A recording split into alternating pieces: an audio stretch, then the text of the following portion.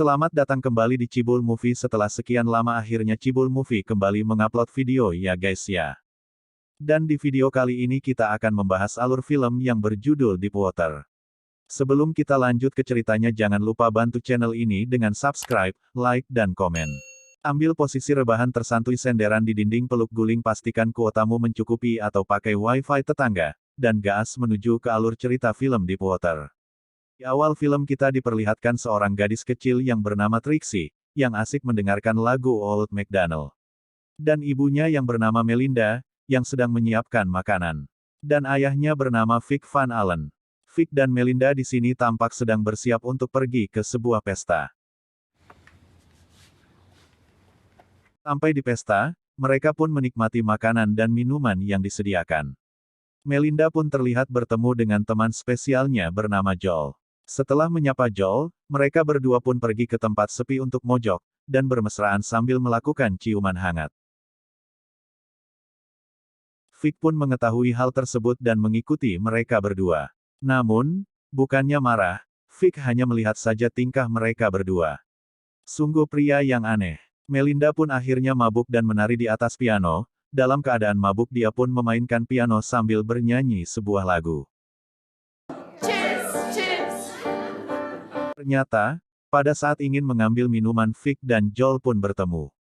Vic bertanya kepada Joel mengenai hubungan Joel dengan istrinya. Joel pun menjawab bahwa hubungan mereka hanya teman biasa. Vic pun menceritakan tentang pria bernama Martin McRae yang menghilang secara misterius setelah sering dekat bersama istrinya. Seolah-olah Vic yang membuat McRae tersebut hilang atau membunuhnya. Hal itu dikatakan oleh Vic untuk mengancam Joel agar tidak dekat lagi dengan istrinya. Joel pun merasa terancam dan terburu-buru pergi meninggalkan pesta tersebut. Pesta pun selesai dan mereka pun kembali ke rumah. Sesampai di rumah Melinda yang masih dalam keadaan mabuk langsung melepas bajunya. Dan Vic pun membantu memijitin badan Melinda. Setelah Melinda tertidur, Vic pun menuju ke sebuah ruangan di bawah rumahnya yang merupakan tempat seperti sebuah lab di mana terdapat banyak jenis siput, dan tempat siput-siput berkembang biak. Esokan harinya setelah Vic mengantarkan anaknya Trixie ke sekolah, dia pun nongkrong bersama dua sahabatnya yang bernama Jonas dan Grant. Ternyata kabar bahwa Vic seperti mengancam Joel sudah terdengar ke telinganya Melinda.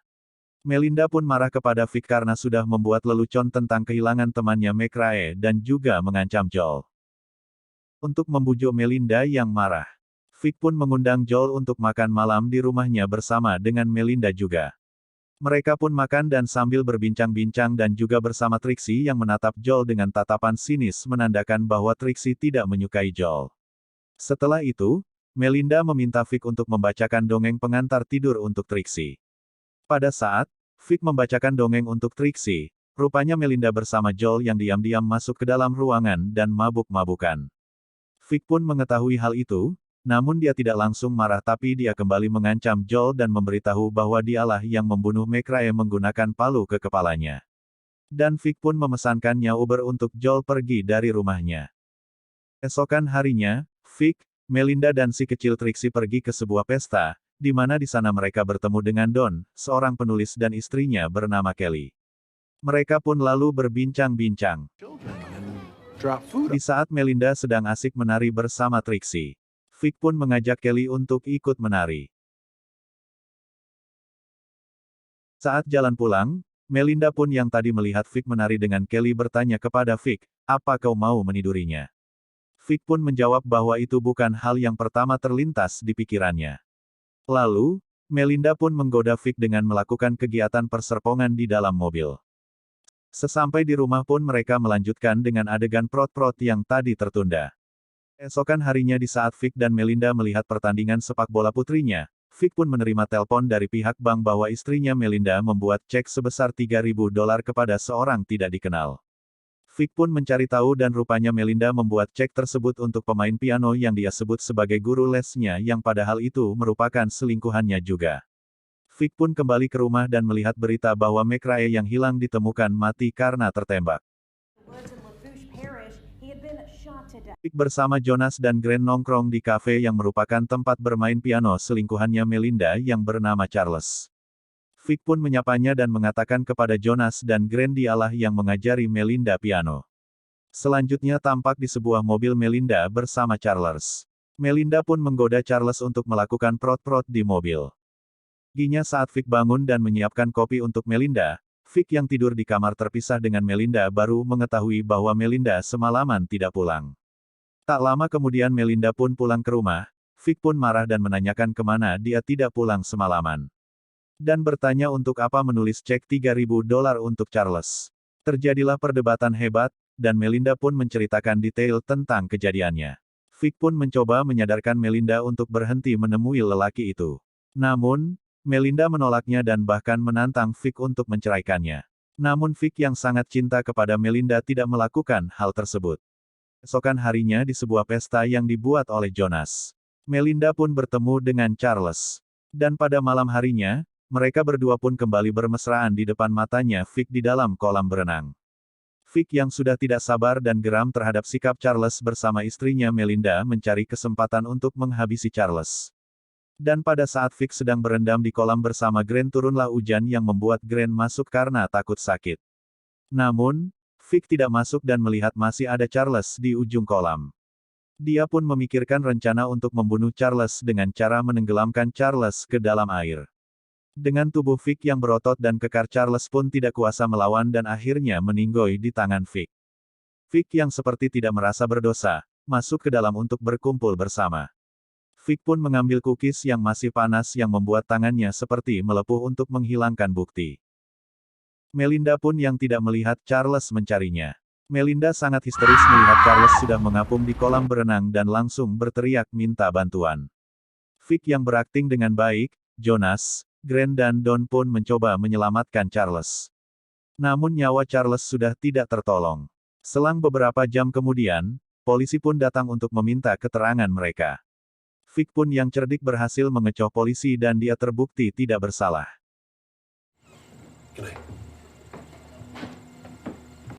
Melinda sangat sedih atas kepergian Charles dan selalu menuduh Vic lah yang membunuhnya.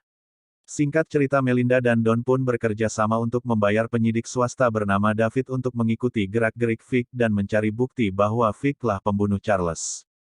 Vic mengetahui itu karena menemui Melinda yang sedang makan siang bersama David di sebuah restoran dan berpura-pura menjadi psikoterapis. Vic pun mempunyai bukti berupa catatan transfer bank atas nama Melinda dan Don. Dan dia pun langsung menghampiri Don ke rumahnya untuk menyuruhnya berhenti menyewa penyidik swasta untuk membuntutinya. Suatu hari ketika Vic sedang mengendarai mobilnya, Vic melihat Melinda lagi-lagi sedang bersama laki-laki baru selingkuhannya. Dan pada malam harinya setelah Vic selesai memandikan putrinya Trixie, Vic melihat Melinda sedang teleponan dengan lelaki itu yang bernama Tony. Seperti biasa, keesokan harinya Vic mengundang Tony untuk makan di rumahnya. Setiba di rumahnya, Melinda yang melihat Tony langsung menghampiri dan memeluk Tony. Seperti biasanya setelah menyantap makanan Melinda mengajak Tony ke kamarnya seperti selingkuhannya yang lain. Janji gak prot-prot. Vic yang mengikuti dan melihat tingkah Melinda, dan Melinda pun menyadarinya dan tetap masuk ke kamar bersama Tony. Esokan harinya Vic mengatur rencana untuk menghabisi si Tony. Dengan cara menemui Tony dan berpura-pura mengajaknya melihat bangunan yang ingin ditunjukkan oleh Melinda.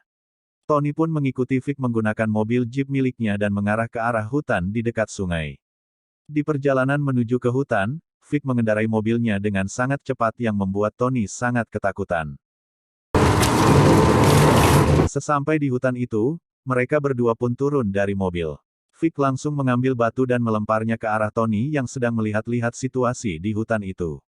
Tony yang tampak kesakitan dan kepalanya yang berdarah, langsung digas tanpa ampun oleh Vic menggunakan batu yang berukuran besar yang membuat Tony terlempar ke jurang.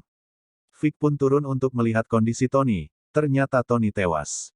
Vic pun lalu menyeret Tony untuk menenggelamkannya ke sungai, dengan cara mengikat batu di atas perut Tony untuk menjadi pemberat.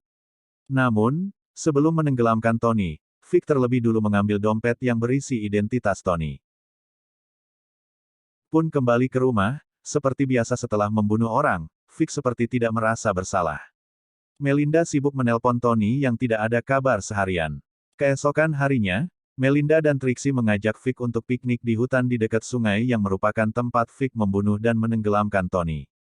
Vic dan Melinda pun tampak bermesraan. Melinda yang hyperkari pun mengarahkan tangan Vic ke arah goanya. Vic menolak ajakan Melinda untuk cocol-mencocol dikarenakan lokasi yang terbuka. Selanjutnya, Vic mengambil foto-foto kenangan mereka yang telah dibuat seperti sebuah buku dan memberinya kepada Melinda, yang membuat Melinda terkagum. Vic yang sadar bahwa anaknya Trixie bermain terlalu dekat dengan sungai, dan menegurnya itu berbahaya. Ternyata pada saat Vic menghampiri Trixie, Vic melihat mayat Tony yang mengapung di tengah sungai. Setelah selesai piknik mereka pun kembali ke rumah dan ternyata shawl milik Melinda tertinggal di hutan. Vic pun berkata kepada Melinda bahwa dia akan kembali untuk mengambilnya esok hari. Malam harinya, Melinda yang saknean menghampiri Vic yang sedang duduk di sofa melanjutkan adegan prot-prot yang tertunda di hutan tadi. Di pagi hari, Vic kembali ke sungai menggunakan sepeda gunung miliknya untuk mengambil shawl dan sekaligus ingin menenggelamkan mayat Tony yang kemarin terlihat mengapung. Melinda yang diam-diam memasuki tempat peliharaan siput milik Vic menemukan dompet yang berisikan identitas milik Tony yang membuat Melinda sangat terkaget-kaget. Dan langsung membereskan barang-barangnya ke dalam koper untuk pergi dari rumah itu. Namun, Trixie yang cerdas menahannya dengan membuang koper ibunya ke dalam kolam renang. Sesampai di sungai, Tony pun langsung mengambil sebuah kayu dan mencari-cari mayatnya Tony. Saat sibuk mencari dan menenggelamkan mayat Tony, tiba-tiba muncul Don yang memegang shawl milik Melinda. Tampaknya di sini Melinda dan Don masih bekerja sama untuk membuktikan Vic adalah seorang pembunuh. Saat ingin turun ke sungai, Don kaget melihat tangan Tony yang sudah menjadi mayat mengapung di sungai dan langsung berlari ketakutan, takut akan dibunuh juga oleh psikopat Vic. Don langsung kabur menggunakan mobil miliknya, dan Vic tidak tinggal diam, dia pun mengejar Don menggunakan sepeda gunung dan mengayuhnya dengan sangat kencang. Terjadilah aksi kejar-kejaran, Vic yang kekar bisa mengimbangi kecepatan mobil Don. Dia pun mengambil jalan potong untuk bisa menghalangi Don. Pada saat ingin menghadang Don, Vic pun dengan sepedanya terjungkal oleh sebuah ranting pohon dan jatuh tepat di depan mobil Don. Don yang kaget plus panik, langsung membanting setirnya ke arah kiri dan hilang kendali hingga mobilnya terjun ke dalam sungai.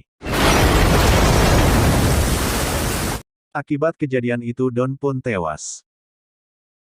Vic dengan kondisi celana dan baju yang kotor dan basah kembali ke rumah. Sesampai di rumah Vic disambut Melinda yang sedang duduk dasteran di tangga kamarnya. Wajah Melinda terlihat mengetahui semua apa yang dilakukan Vic, namun ia memilih menyembunyikannya dan membakar identitas dan dompet milik Tony yang diambil olehnya tadi. Dan film pun selesai.